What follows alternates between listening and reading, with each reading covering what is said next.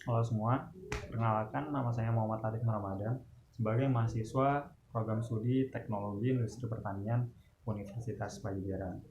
Pada kesempatan kali ini, saya akan menjelaskan tentang penanganan limbah cair dari pabrik kelapa sawit atau biasa disebut LCPKS dan dikenal juga dengan Palm Oil Mill Effluents, yaitu POMI.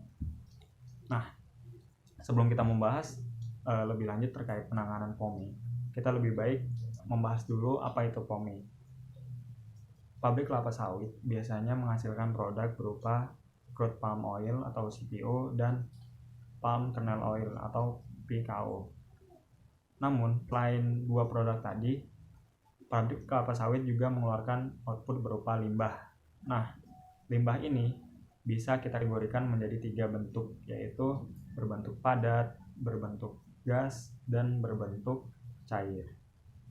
Limbah padat yang keluar dari pabrik kelapa sawit biasanya meliputi tandan kosong berkisar 23% dari tandan buah segar atau TBS, kemudian ada serat berkisar 13,5% dari TBS, kemudian ada cangkang berkisar 5,5% dari TBS, kemudian ada abu boiler berkisar 0,5% dari TBS. Biasanya, limbah padat ini tidak memerlukan penanganan yang khusus atau rumit, dikarenakan bisa menjadi produk samping atau byproduct, baik itu berupa bahan bakar, pupuk, pakan ternak, sehingga nanti dapat menjadi penghasilan tambahan bagi si pabrik tersebut. Kemudian ada limbah berbentuk gas.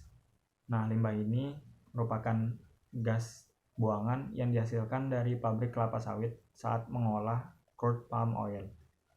Dan terakhir ada limbah berbentuk cair atau POME.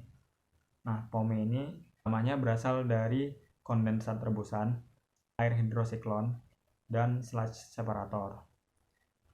Biasanya perbandingan antara tandan buah segar yang diolah dengan POME yang keluar yaitu 1 ton berbanding 0,6 hingga 1 meter kubik atau sekitar 1000 liter.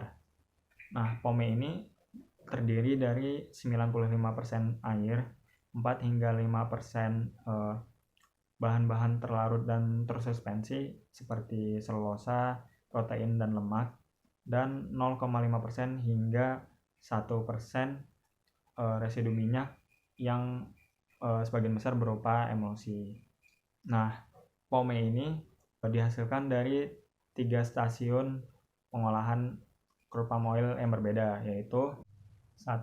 Stasiun pengukusan, proses di mana mempermudah perontokan dari tandannya, mengurangi kadar air, dan menginaktivasi enzim lipase dan oksidase. Stasiun ini menyumbang hingga 36% dari total POME. 2. Stasiun inti atau stasiun ekstraksi minyak. Pada stasiun ini, prosesnya yang terjadi yaitu pemisahan minyak pada kelapa sawit dari bagian lainnya. Stasiun ini menyumbang 4% dari total POME. 3. Stasiun pemurnian. Pada stasiun ini, CPO yang telah dihasilkan dari stasiun sebelumnya dibersihkan dari kotoran-kotoran yang masih menempel. Nah, stasiun ini menjadi penyumbang terbesar dari POME, yaitu sekitar 60% dari total POME. Beban yang terkandung dalam POME ditunjukkan dengan nilai COD hingga mencapai 68 gram per liter dan nilai BOD mencapai 27 gram per liter. Adapun pH-nya berkisar 3,5 hingga 4 sehingga tergolong asam. Nah, POME ini juga yang belum diolah tidak boleh langsung dibuang ke lingkungan dan dapat mencemari lingkungan. Hal itu dikarenakan penguraian zat yang terkandung dalam POM yang belum diolah berlangsung sangat lama. Selain itu, POM yang belum diolah nantinya juga dapat menyerap oksigen dalam lingkungan atau ekosistem perairan tertentu sehingga mengganggu kesetimbangan ekosistem tadi. Saat ini sudah ditemukan berbagai macam metode yang bisa mengolah pome tadi. Namun, berdasarkan hasil literatur yang saya lakukan pada beberapa pabrik pengolahan sawit di Indonesia menunjukkan bahwa metode kolam stabil biologis sistem lagon menjadi metode yang paling sering digunakan. Nah, pada teknik ini memakai beberapa kolam dengan luas 1 hingga beberapa hektar dan kedalaman 3 hingga 5 meter. Kolam-kolam tersebut bisa dikategorikan sebagai berikut. Yang pertama yaitu fed feed. Pada kolam ini terjadi pemanasan menggunakan steam hingga bersuhu 60 hingga 80 derajat Celcius. Pemanasan ini berfungsi dalam memudahkan pemisahan antara minyak dan sludge.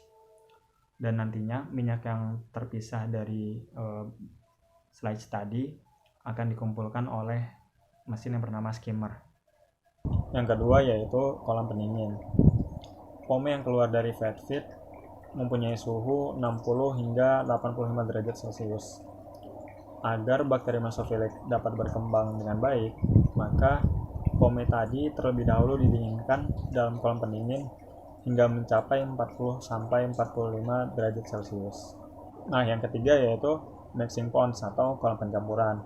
Pada kolam ini, pome yang keluar dari kolam pendingin tadi akan masuk dan kemudian diberi prakondisi sebelum pome ini memasuki kolam anaerobik.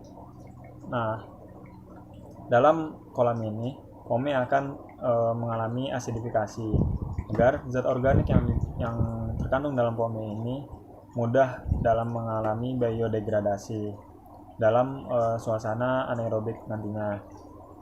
Nah, pome ini terlebih dahulu dirombak menjadi volatile fatty acid atau VFA, dan kemudian setelah hidrolisis sempurna terjadi, pH pome kembali dinetralkan dengan cara mencampurkan dengan limbah keluaran dari kolam anaerobik terakhir. Yang keempat yaitu kolam pembiakan bakteri. Seperti namanya, kolam ini berfungsi sebagai tempat mengembangbiakan bakteri yang akan digunakan nanti, dan biasanya dilakukan pada awal proses pengolahan limbah. Nah, nantinya bakteri ini juga ikut serta dimasukkan ke dalam kolam anaerobik bersama pome dari kolam mixing tadi.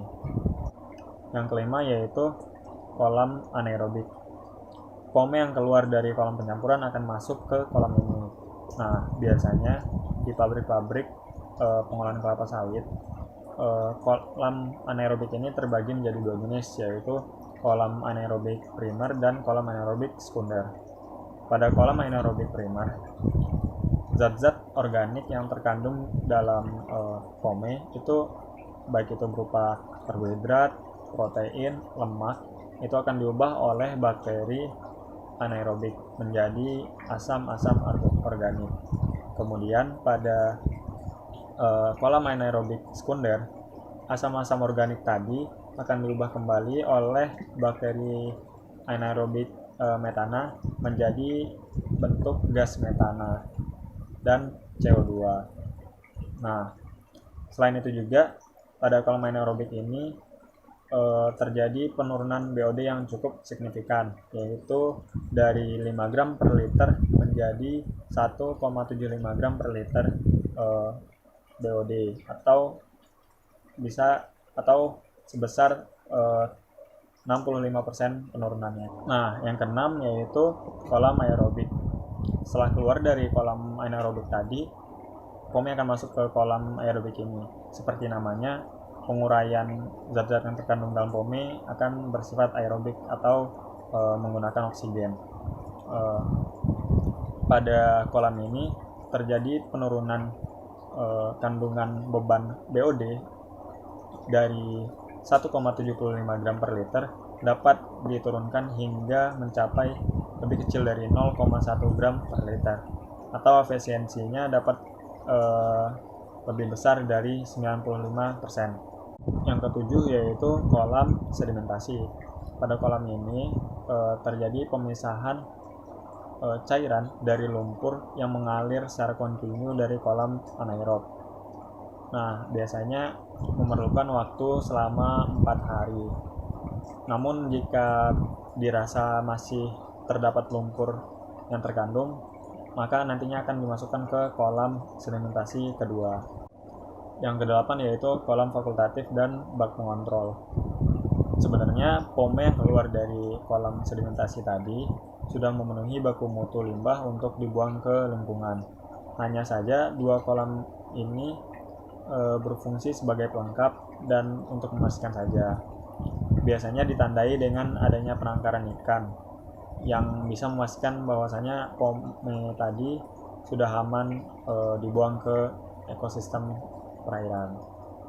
Nah, itu tadi penjelasan saya terkait pengolahan POME atau Palm Oil Mill Effluents menggunakan metode kolam terbuka dengan sistem lagon yang biasanya bisa kita temukan di banyak pabrik-pabrik pengolahan kelapa sawit di Indonesia. Namun menurut saya metode ini walaupun mungkin biaya operasionalnya murah, tapi terdapat kelemahannya, yaitu yang pertama adanya gas metana yang keluar dari kolam anaerobik, di mana gas metana tadi jika kita buang bebas ke udara maka nantinya akan mengakibatkan efek rumah kaca dan tidak bagus bagi atmosfer bumi. Yang kedua yaitu dibutuhkannya lahan yang sangat luas untuk bisa membuat kolam-kolam yang banyak tadi.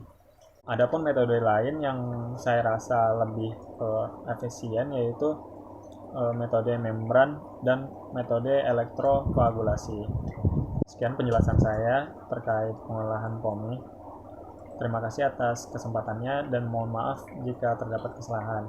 Dan jika ada pertanyaan atau ingin diskusi boleh dicantumkan di kolom komentar di bawah. Terima kasih. Assalamualaikum warahmatullahi wabarakatuh.